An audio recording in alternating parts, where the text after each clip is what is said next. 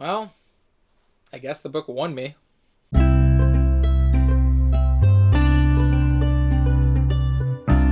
Hey there everyone, Afrodo Reviews here, bringing you another book to determine, is that worth reading over second breakfast? Or does it deserve the fiery pits of Mount Doom? So let's decide. I'm just being dramatic. Today's book is a gay romantic comedy called Not That Complicated, written by Isabel Murray and published on April 4th, 2022.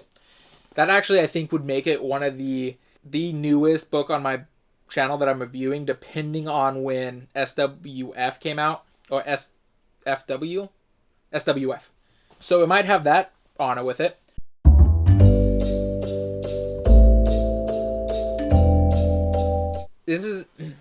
This is a self-published work published by this author. Though it's not her debut novel, I found that she's released at least 4 other works. However, this is a standalone, so those do not matter except in the context of showing that the author is experienced, which is going to be important. Since it's so new and, I don't think it's been very popular, I would just say let's move on, and here's your report card.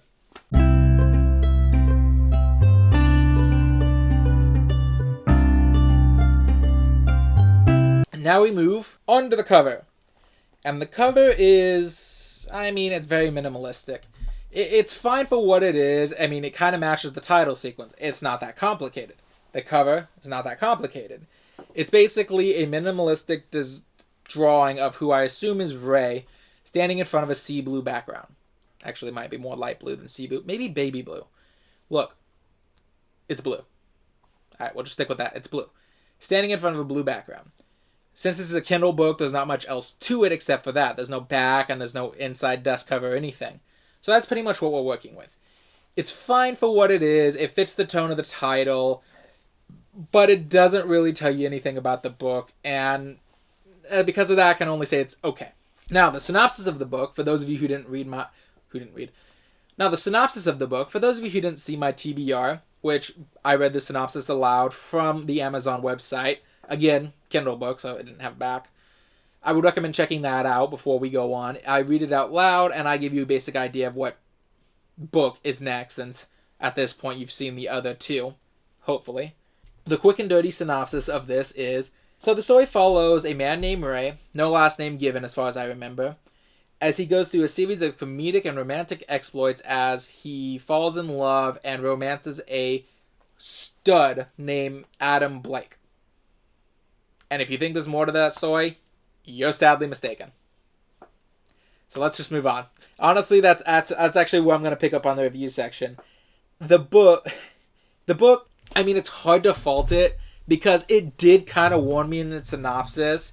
One of the parts I didn't read because it felt like it was more of a author kind of poking fun at me with its more sardonic and sarcastic synopsis, similar to the Nina Hill one, where it's like the character himself is responding to us as we read the synopsis.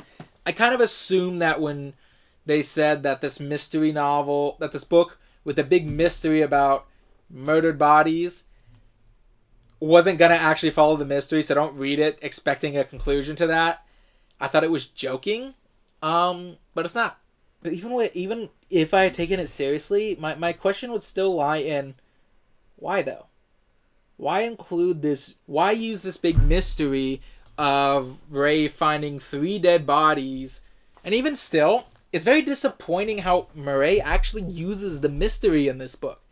It exists solely to push Ray out of his house and into the arms of Adam Blake. And there's no other reason for the mystery. It's kind of one of those, why use murder to do that? Seriously, from a storytelling perspective, why use murders to push your 2 main characters together to start a romance if you weren't planning to do anything with that murder subplot? Ray could have easily been forced out of his house through a variety of other means. Maybe he has to get his house fumigated because he has a really bad bed bug infection. I've had bed bugs. So those bastards do not die easy. They would take some time to fully clean it out. Or maybe, it's a series of wacky events that keeps forcing him out of his house and into this hotel. maybe it starts with a fumigation, and then when he's starting to get comfortable again after the fumigation, a tree falls on his house and crushes it, making it unstable, so he has to remodel it.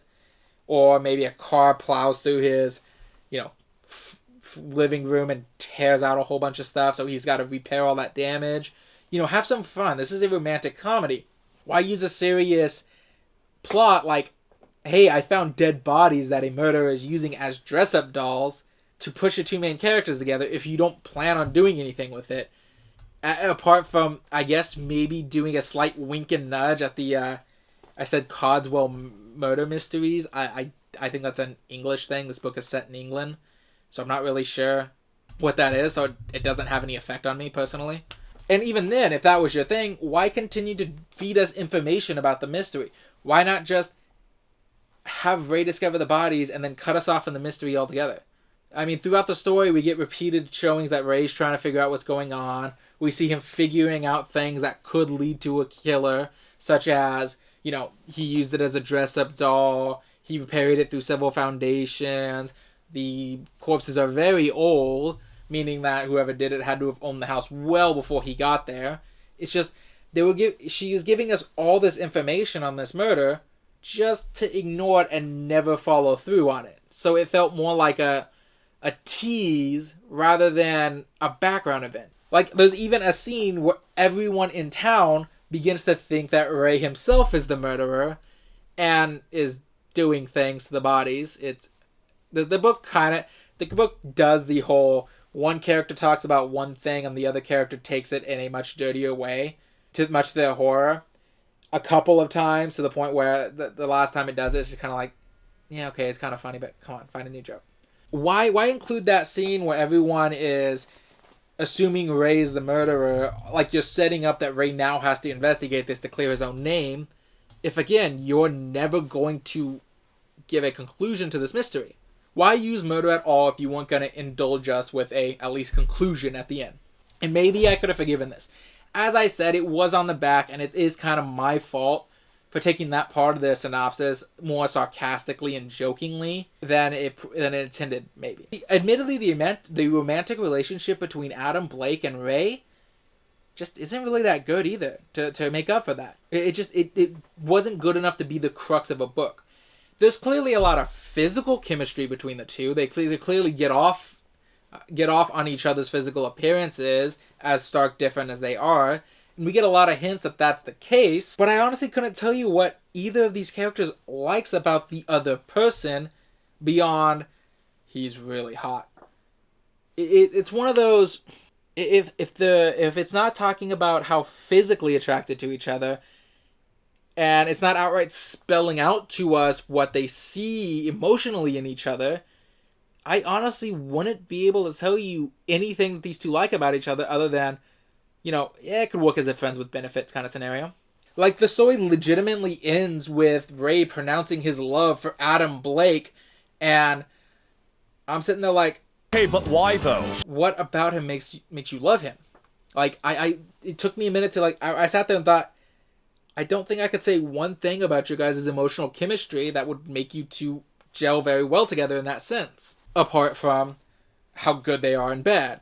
And this is unfortunate because the very few times that the author does indulge that emotional connection the two of them might have, we see that there could be emotional connections there, that the two of them have something that they could bond over. Unfortunately, we get far too few of them to really feel that they emotionally connect. And the sad part is there's several places and hints where I feel like Isabel Murray could have set herself up to create an emotional connection between the two and strengthen it much better, but she kind of sidelines it just to go right back into the physical chemistry between the two. A good example is Ray has fled to his parents' house after finding the second body and accidentally having an issue with his nerves getting the best of him when it comes to Adam. He flees out to the country to stay at his parents' house to avoid them. However, with a great amount of guilt, a great amount of emotional vulnerability, and just stress all piling on him, he decides that he wants to reach out to Adam Blake and at least apologize for running off. Now, he spends several moments agonizing over what he's going to send him before Adam Blake starts to FaceTime him. In my mind, this is where you should have done something like, you show why the two mesh well together. Ray is a good person, but his anxiety and nerves often get the best of him, causing him to make rash decisions that he later comes to regret. Adam, however, may not always be the most emotionally intelligent, but he's confident and he's able to think through his actions without panicking. So this would have been a great case to show that, while Ray was sitting there panicking and unsure what to say to Adam Blake notices that he's texting, which is why he FaceTimes him, and decides he's having trouble. I'll call him, I'll start the conversation, and we can, apologize to each other and connect. Instead, when Ray pulls it up, the two slide down the firehouse pole with each other on the phone. And it's just like, I get it. They have a lot of physical chemistry. Tell me something else about what makes these two mesh well together. It's even to the point where I would argue that Ray has more chemistry with Liam, who is the head detective on his case and Adam's cousin, than he does with Adam himself. Because there's actually a point where Liam and Ray go on a date, and the two share some clear emotional chemistry with one another. But the book kind of says, oh, well, they don't really vibe well together. Liam ghosts Ray more or less after the date. And then he keeps getting frustrated with Ray's several attempts to try to learn more about the case.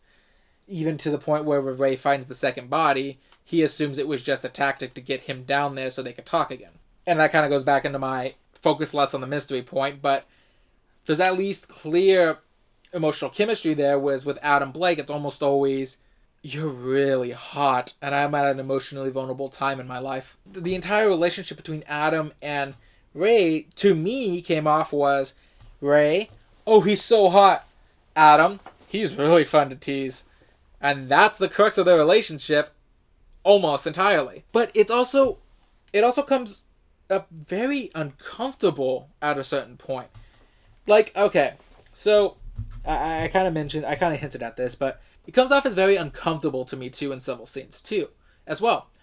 Because it feels less like the two of them are connecting emotionally, and it almost comes off like Adam is using Ray's emotional vulnerabilities that he's currently undergoing, being both, being accused of being a serial killer, finding dead bodies in his house, and being forced to stay at a hotel for several days, while Liam is kind of rude and abrasive to him. So there's a lot of emotional vulnerability that's brought down on him. He even goes to stay with his parents, so that's another one. Being with your parents can do stuff with you guys, trust me. I don't know why I'm saying trust me, everyone's lived with their parents once in a while. But anyways, the point being, there is a lot of emotional vulnerability on Ray. And it feels like Adam takes advantage of that to push himself into Ray's life, and kind of just, grooming sounds like the wrong word because I don't feel it's that bad, but sort of applies here. But I think grooming is the actual word. It's just, anyways, my point being, for example, take that dual gear shifting scene that I mentioned earlier. Adam clearly saw Ray trying to reach out to him and hesitating. So what does he do?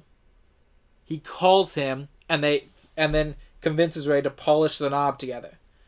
It's just one of those, of all the things he could have done, I feel like maybe have a soul search with the guy, not, find your own soul with him. And part of that is because we never actually see Adam emotionally vulnerable either. There's one point where the story tries to say Adam is emotionally vulnerable, where Ray, in a panic after meeting his ex, invites Adam to live with him, and it's implied that Adam ghosts him afterwards. The book tries to do this overly dramatic thing that makes no sense in hindsight, and actually kind of annoyed me when I realized it, where after Adam leaves that day with his ex, the exact wording that ends the chapter is, and that was the last time I ever talked to or saw Adam again, implying that something happens to Adam and they never see each other again. But no, it's just cut to a week later and Adam just hasn't called or texted him. Even ignoring that cheap shot at tension, we're told later on that the reason Adam ghosted him for a week is because Adam didn't want to feel like a prize for Ray to rub into his ex's face. And I'm just like, okay. One, Adam isn't the one telling us this. It's Liam hinting to Ray what the problem is. And Adam never confirms nor denies this. But it's just one of those, I think you should have set up a little more that Adam had a problem being seen as a trophy to other men. Maybe he has an issue with his friend Jasper that's mentioned later that, you know, him and Jasper are friends with benefits, sure. But the reason he can never get into a relationship with Jasper is Jasper sees him too much like a trophy to show off. And just hint at that. But instead it feels like Ray is making up reasons that Adam was emotionally vulnerable with him rather than actually having actual emotionally vulnerable moments. So again, it comes off like Adam has somehow insinuated himself into Ray's life using the emotional vulnerability of a stressful time to make Ray emotionally dependent on Adam. Now, these two main complaints are the crux of what I found wrong with the book. Yes. Even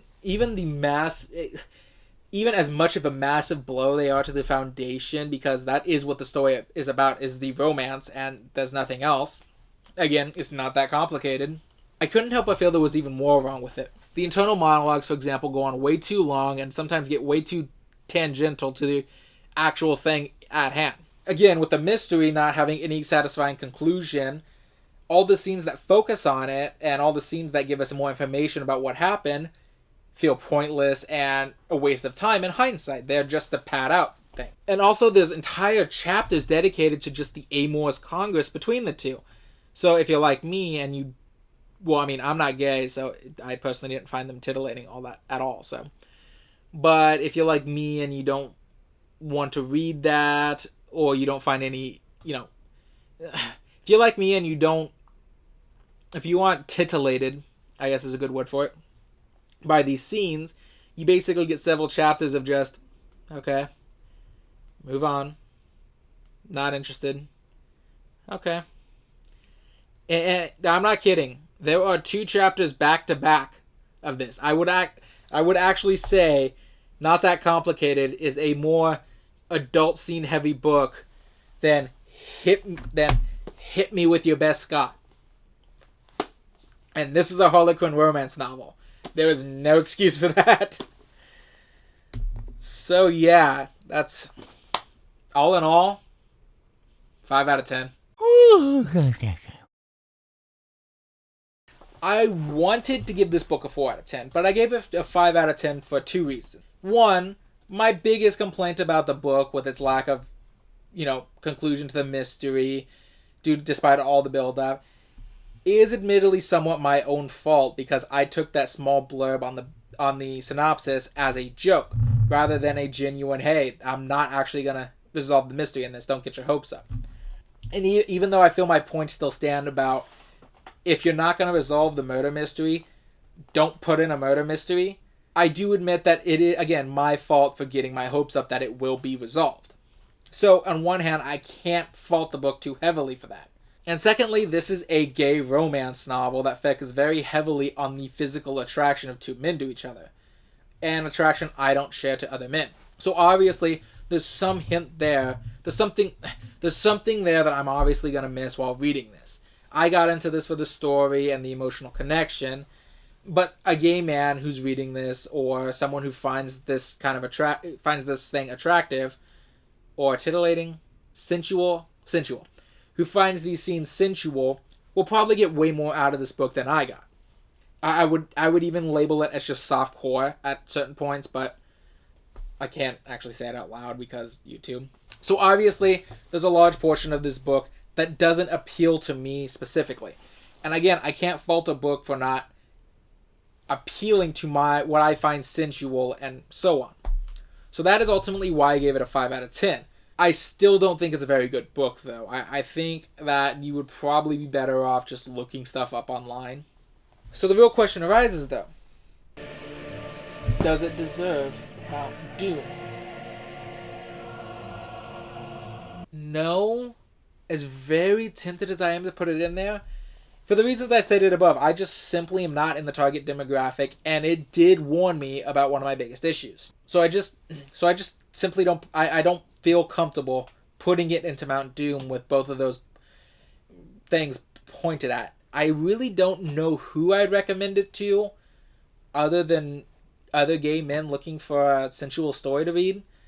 But or I guess people who find this sensual. I gotta find a new word than titillating and sensual now. But again, I don't know who I'd recommend it for, but I'm not gonna put it in Mount Doom because I am not in the target demographic.